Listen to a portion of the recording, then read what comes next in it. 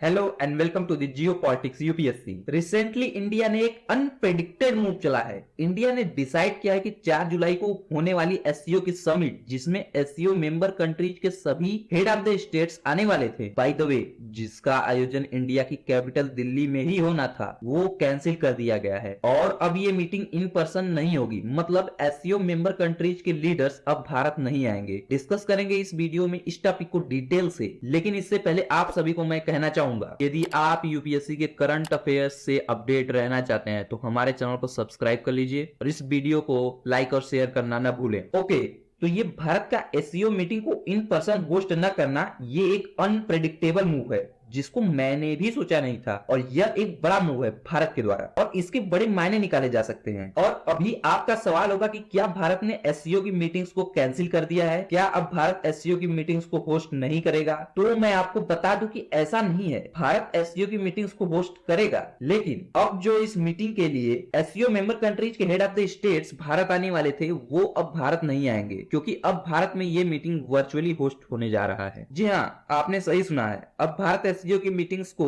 जो कि 4 जुलाई को होने वाली थी, उसे अब वर्चुअली ही होस्ट करेगा। यह डिसीजन क्यों लिया गया है, इसके पीछे क्या कारण थे, यह भारत सरकार ने नहीं बताया है, लेकिन आप स्क्रीन पर द हिंदुस्तान टाइम्स का आर्टिकल देख सकते हैं। In surprise move India decides to host SCO summit in virtual format on July 4। और ये जो एससीओ की समिट कैंसिल हुई है, ये डिसीजन किसी भी एससीओ मेंबर स्टेट के लीडर की स्केड्यूल की वजह से भी कैंसिल नहीं हुआ है। तो हम इसी को इस वीडियो में समझने का प्रयास करेंगे कि इस मूव के पीछे क्या क्या कारण हो सकते हैं। तो जैसा कि आप सभी को पता है कि इस साल 2023 में एससीओ और G20 दोनों का प्रेसिडेंट भारत है और दोनों ग्रुप्स की मीटिंग को भारत होस्ट कर रहा है। एससीओ और G20 दोनों की मीटिंग साथ साथ चल रही है। और आप सबको पता भी होगा कि कुछ सप्ताह पहले ही भारत ने एससीओ के फॉरेन मिनिस्टर्स और डिफेंस मिनिस्टर्स की मीटिंग को होस्ट किया था, और सभी एससीओ मेंबर स्टेट्स के फॉरेन मिनिस्टर और डिफेंस मिनिस्टर इन मीटिंग्स में भाग लिए थे। केवल पाकिस्तान के डिफेंस मिनिस्टर ने इस मीटिंग में वर्चुअली अटेंड किया था, और इस टॉपिक पर मैंने वीडियो भी बनाया था,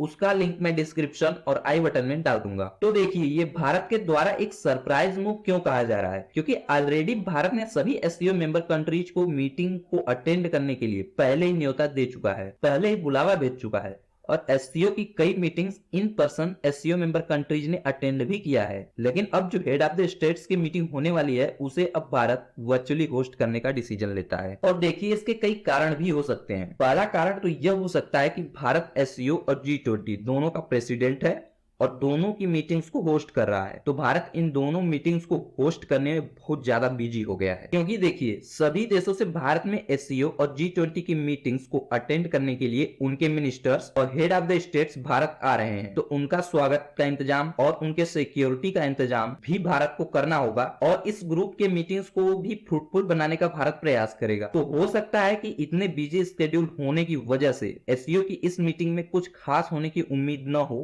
इसलिए भारत ने यह मीटिंग वर्चुअल मोड में रखा हो। क्योंकि संघाई कोऑपरेशन ऑर्गेनाइजेशन के दो देश चीन और पाकिस्तान के साथ भारत के रिश्ते अच्छे नहीं चल रहे हैं। आपको पता ही होगा कि चीन के साथ भारत का पिछले 3 साल से बॉर्डर पर तनाव चल रहा है और दोनों देशों की सेना बॉर्डर पर आमने सामने खड़ी है। तो चीन के साथ भी भारत का टेंशन चल रहा है और चीन अभी भी अपनी सेना पीछे हटाने को तैयार नहीं है, और साथ ही पाकिस्तान भी भारत के जम्मू और कश्मीर में आतंकवादियों को इन्फिल्ट्रेट कराने में लगा हुआ है। और रिसेंट में कश्मीर में कई आतंकी घटनाएं हुई हैं, जिसमें पाकिस्तान के आतंकी संगठनों का नाम आया है। तो इन सब वजहों से भी हो सकता है कि भारत ने यह फैसला लिया हो, और एक कारण यह भी हो सकता है कि चीन और रूस दोनों देश G20 और एससीओ दोनों के पार्ट हैं। तो हो सकता है कि चीन के राष्ट्रपति शी जिनपिंग और रूस के राष्ट्रपति व्लादिमीर पुतिन भारत में आने में असमर्थ हों, क्योंकि इन दोनों देशों के लीडर्स को G20 की मीटिंग के लिए जो सितंबर में होना है, भारत में आना ही होगा। तो हो सकता है कि एससीओ की मीटिंग्स में इन बड़े लीडर्स ने आने में असमर्थता जताई हो, क्योंकि एक ही महीने के अंतराल में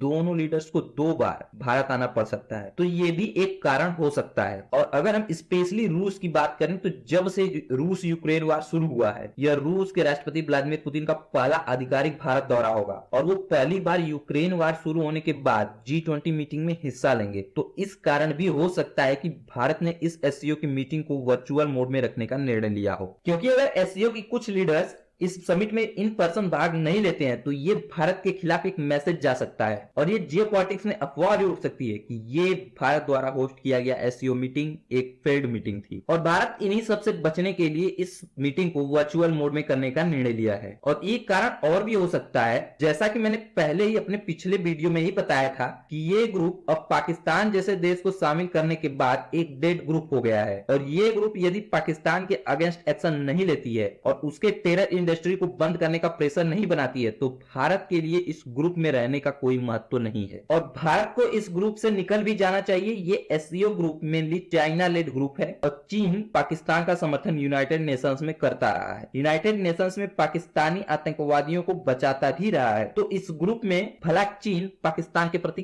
क्या निर्णय ले सकता है, क्योंकि देखिए चीन तो चाहेगा ही कि पाकिस्तान भारत में आतंकवादियों को भेजकर माहौल खराब करता रहे, उसको तो इसमें फायदा है। तो बेसिकली भारत को इस ग्रुप से कोई फायदा नहीं है और यदि इस ग्रुप से भारत निकल जाता है तो यह केवल एक चाइना लेड ग्रुप होगा जिसका दुनिया में कोई महत्व ही नहीं होगा। तो हो सकता है कि एससीओ ग्रुप को लेकर भारत इस तरह का कदम उठाकर चीन और पाकिस्तान दोनों को यह संदेश दे रहा हो कि इस ग्रुप का भारत के लिए कोई महत्व नहीं है और अब भारत इस ग्रुप में अपने पार्टिसिपेशन को लिमिट ही रखेगा। भारत का यह कदम इस ग्रुप को और कमजोर बनाएगा और इसके पीछे एक और कारण भी हो सकता है कि कुछ ही दिनों में भारत के प्रधानमंत्री अमेरिका की विजिट पर जाने वाले हैं जहां पर G20 को लेकर कुछ निर्णय लिए जा सकते हैं। तो हो सकता है कि भारत अमेरिका को भी यह संदेश देने की कोशिश कर रहा हो कि हम चाइना लेड ग्रुप के साथ इतने ज्यादा जुड़े हुए नहीं है और इस तरीके से भारत चाइना को लेकर वेस्टर्न कंट्रीज को एक संदेश भेज रहा हो। और यह भी बताया जा रहा है कि भारत के प्रधानमंत्री नरेंद्र मोदी की अमेरिका विजिट से कई बड़े निर्णय लिए जा सकते हैं। तो इस कारण भी हो सकता है कि भारत ने इस मीटिंग को थोड़ा साइड में रखा हो और अमेरिका के साथ अपने रिलेशंस को और ज्यादा बढ़ाने का प्रयास किया हो। तो भारत के इस बड़े कदम के बारे में आपका क्या कहना है कमेंट करके बताइएगा